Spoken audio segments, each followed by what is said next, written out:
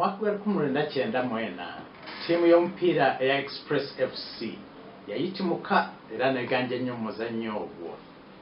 Mu mwaka ogwo gwe gumu ekikopo ky'omupiira eky'eggwanga aba Express FC tebakisangamu buzibu bwonna kukyetikka.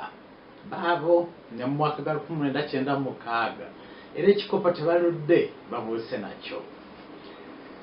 Kakati mu bbugumu ly'obuwanguzi obwo bwonna tiimu eyo yatandika okusoomooza tiimu endala ez'omu nsi ey'omuliraano eya Kenya.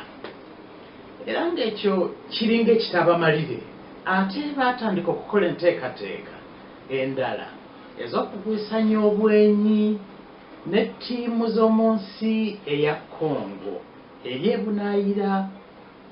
Bwe batyo baasalawo okupangisa emu ku nnyonyi z'amagye ga Uganda egende ng'ebawembejja wamu n'abawagizi baabwe ab'eŋŋanda wamu n'ab'emikwano abamu batambule.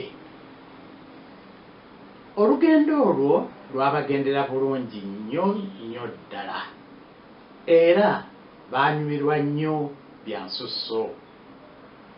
Bazanya ne ttiimu ey'eggwanga eya Congo awamu ne ttiimu endala eziwerako. Kakati nno mu kkubo baajaganya nnyo okulaba ku nsozi ez'ettutumu ennyo eziyitibwa Zirwenzooli ze baali basomako obusomi mu bitabo. Okumanya olugendo nno olwo lwabanyumira olwali okutuuka e Kabati ate ne batandika buto okukola entegeka ezaali ez'okubaza mu Congo omwaka ogwali guddirira. Naye nno nga bwe mumanyi bajjajjaffe ab'edda baalugera dda nti ky'otonnalya tokyesunga.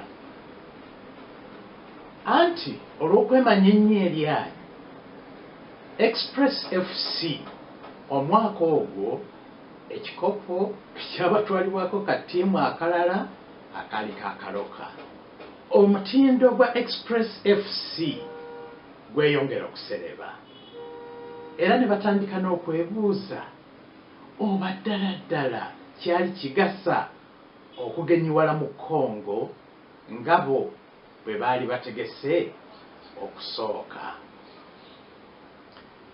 Kyokka oluvannyuma lwa byonna byonna n'okubaganya ebirowoozo ku nsonga eno baasalawo bakolere ku nteekateeka yaabwe eyasooka balamage bagende mu Congo.